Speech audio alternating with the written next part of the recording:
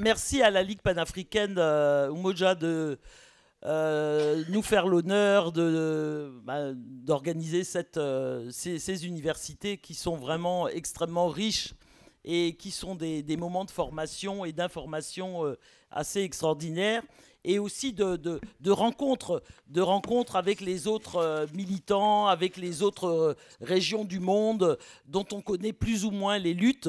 Et c'est vraiment un carrefour des luttes et ça peut être aussi un carrefour de construction, de solidarité et de mutualisation de nos combats. Donc c'est vraiment des moments formidables dont il faut profiter pleinement à travers les échanges, à travers les échanges et les prises de contact, etc. Je pense que c'est tout à fait riche. Alors, donc, comment définir le panafricanisme de combat? Ou on peut dire aussi comment définir le panafricanisme révolutionnaire. Parce que le panafricanisme dont nous parlons est un panafricanisme pour l'action. Il s'agit d'agir contre l'impérialisme et pour combattre cet impérialisme, pour radicalement l'éliminer et radicalement faire en sorte que nous nous inscrivions nous poursuivions finalement les luttes de libération qui ont été engrangées dans les années 50 et qui se sont soldées souvent par des indépendances qui ont été complètement détournées par le colonisateur. C'est-à-dire que dans beaucoup de nos pays africains, le colonisateur sentant le vent tourner, dans tous nos pays, sur l'ensemble du continent, et souvent même au-delà, y compris sur les territoires dits départements ou territoires d'outre-mer, il y a eu des mouvements de libération. Et il n'y a pas un seul pays où il n'y ait pas eu mouvement de libération, où il n'y ait pas eu lutte. Les camarades, depuis hier, dans leurs interventions, rappellent que le continent a connu de façon incessante des luttes. Les résistances ont été constantes.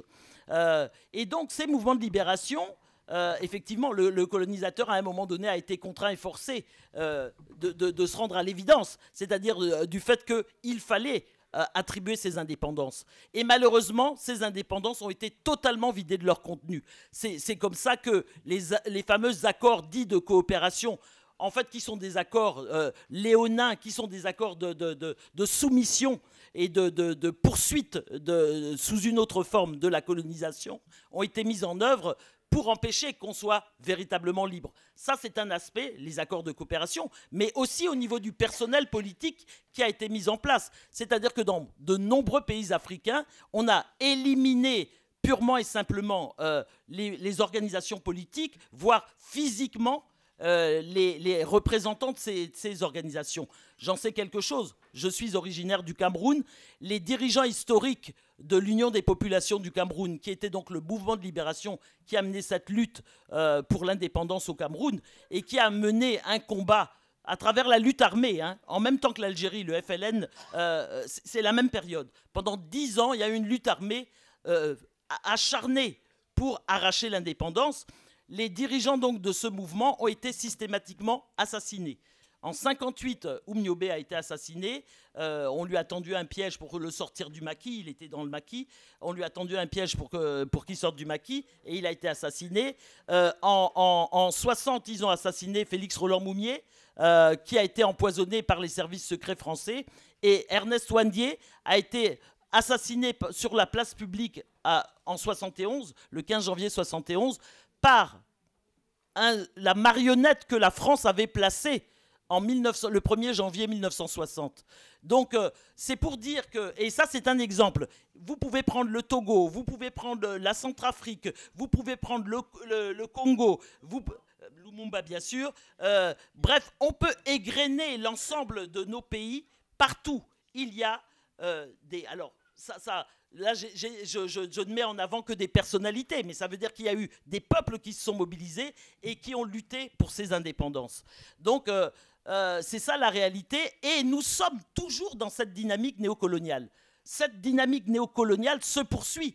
Quand l'OUA, l'organisation soi-disant de l'unité africaine, a été mise en place, c'est pas étonnant qu'on en soit là. Il n'y a rien comment dirais-je, il n'y a rien d'étonnant ou de questionnant.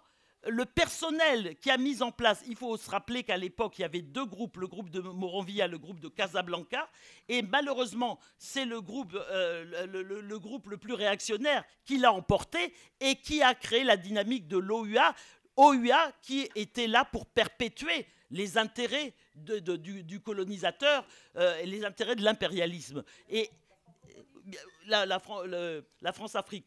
Et donc la francophonie à travers, c'est tous les instruments que l'impérialisme s'est donné pour continuer à dominer son empire colonial. Donc effectivement, il n'y a aucune, comment dirais-je, aucun questionnement à avoir, aucun étonnement à avoir plus exactement par rapport à là où on se trouve aujourd'hui. C'est le même personnel politique qu'à l'époque coloniale. Ce sont les continuateurs, c'est pour ça qu'on parle de néocolonisation, c'est-à-dire c'est les nouveaux colons à la peau noire qui ont perpétué la domination de l'Afrique et qui ont permis à l'impérialisme de rester complètement sur le territoire et de continuer à piller et de continuer à nous aliéner culturellement, etc., etc., bien évidemment. Donc, face à ça, qu'est-ce qu'il faut faire ? Face à ça, il faut évidemment opposer un panafricanisme. Pourquoi panafricanisme ? Parce que tout le monde sait, je ne vais pas vous refaire l'histoire, on connaît l'histoire de l'Afrique, le morcellement artificiel, etc. Vous avez un pays qui a 2-3 frontières avec d'autres pays où c'est la même communauté de vie, de coutumes, de langue, etc. C'est totalement artificiel et arbitraire. Ça, c'est d'un. De deux, nos pays ne pourront s'en sortir aujourd'hui à l'échelle mondiale. On voit que ce sont les grands ensembles qui contrôlent le monde, qui mènent le monde. Et nos pays ne pourront véritablement s'en sortir que s'ils se mettent ensemble, que s'ils se fédèrent, que s'ils sont unis politiquement. Unis politiquement, ça veut dire que vous avez évidemment à la tête de ces pays-là des gens qui ont la volonté politique de faire cette rupture avec l'impérialisme. Parce que si on n'a pas le personnel politique, il y a d'abord la question de la volonté politique. Il y a d'abord la nécessité de construire des organisations politiques avec des militantes et des militants formés politiquement, parce que sinon, on va se faire mener... On va reproduire les mêmes schémas et on va aller dans le mur. C'est pour ça que c'est important, ce que disait mon camarade Adama tout à l'heure. Il ne s'agit pas de ne pas accompagner les processus en cours aujourd'hui. Il ne s'agit pas de ça. Bien sûr qu'il faut les accompagner, il faut les soutenir, il faut les dynamiser, mais il faut aussi pouvoir se dire, là, c'est pas ça. Là, il y a un risque. Il y a un risque. Et on ne veut pas faire marche arrière.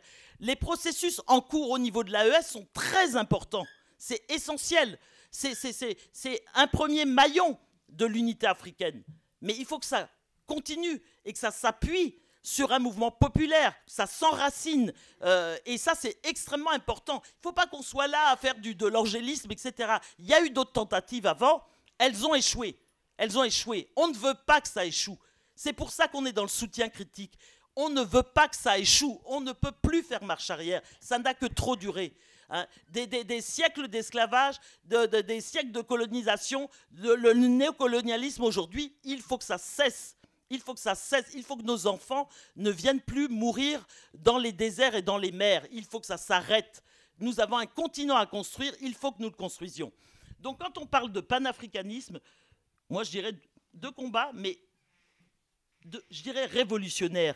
Parce que la révolution, ça veut dire que c'est quelque chose de plus systémique. Ça indique la rupture, ça indique la profondeur de ce que nous voulons construire. Moi, je voulais... Alors, je vais pas... je sais qu'il est tard, tout le monde aspire peut-être à rentrer. Je voulais juste vous lire ce livre. Achetez-le. Je sais que nos amis libraires... Mon frère de Tamri là, est là-bas, il a le livre « L'Afrique doit s'unir » de Kwame Nkrumah. Il faut l'acheter. Je vous lis un passage. Et je ne serai pas trop longue pour passer le témoin à ma sœur. Donc, le livre a été écrit en 1963 par Kwame Nkrumah. Actuellement, la plupart des États indépendants d'Afrique, vous imaginez, on était en 1963, vont dans un sens qui nous fait courir les dangers de l'impérialisme et du néocolonialisme. Nous avons donc besoin d'un fondement politique commun pour l'unification de nos politiques de planification économique, de défense et de relations diplomatiques avec l'étranger. Il n'y a pas de raisons pour que cette base d'action politique empiète sur la souveraineté fondamentale des divers pays d'Afrique. Ils continueraient d'exercer leur autorité indépendante, sauf dans les domaines réservés à l'action commune, dans l'intérêt de la sécurité et du développement ordonné du continent entier. Les ressources de l'Afrique peuvent être utilisées au mieux des intérêts de tous, à condition d'entrer dans le cadre général d'un développement planifié à l'échelle continentale. Un tel plan couvrant toute l'Afrique unie accroîtrait notre puissance économique et industrielle. Donc voilà ce qu'il dit, nous avons des ressources agricoles, minérales, hydrauliques inouïes. Ces réserves presque fabuleuses ne peuvent être pleinement exploitées et utilisées dans l'intérêt de l'Afrique et du peuple africain que si nous les développons dans le cadre d'un gouvernement unifié des États africains. 63. On est en 2024. Vous voyez, on n'a rien inventé. Hein, on n'a rien inventé. Donc achetez ce livre, il est passionnant. C'est le programme des États-Unis d'Afrique, véritablement. Mais pour ça, il faut créer les conditions, dès maintenant, d'avoir effectivement une véritable panafricaine révolutionnaire, c'est-à-dire qui réunisse l'ensemble des organisations existantes à l'échelle du continent et de nos frères afrodescendants. Moi, vraiment, j'insiste pour que la jonction soit faite avec, non seulement au niveau de l'ensemble des pays africains, mais aussi avec les prétendus territoires et départements d'outre-mer qui sont, évidemment, qui demeurent les empires, comment dirais-je, les poussières de l'empire colonial. Les poussières qui sont quand même fort nombreuses, puisque ces poussières permettent quand même à la France d'être la deuxième puissance maritime du monde. C'est quand même de sacrées poussières. Hein. Bon, donc voilà, si ces poussières se mettent... la jonction est faite entre... Excusez-moi, je mets des grosses guillemets hein, avec les poussières. Entre les poussières et le continent, je pense qu'on a toutes les chances de gagner la bataille. Alors construisons partout des organisations solides avec des militantes et des militants formés. Rassemblons-nous et élargissons la dynamique panafricaine, celle-là ou une autre, mais je pense que la nôtre n'est pas si mauvaise que ça. On est aujourd'hui 27 organisations, alors plus ou moins dynamiques, plus ou moins investies, évidemment, mais c'est un bon début et on a, je pense, des orientations qui sont très claires et qui sont extrêmement pugnaces. Et donc, je pense que plus on élargira, et mieux ce sera. La Ligue panafricaine, Umoja, bien sûr, fait partie de la dynamique unitaire panafricaine. Merci.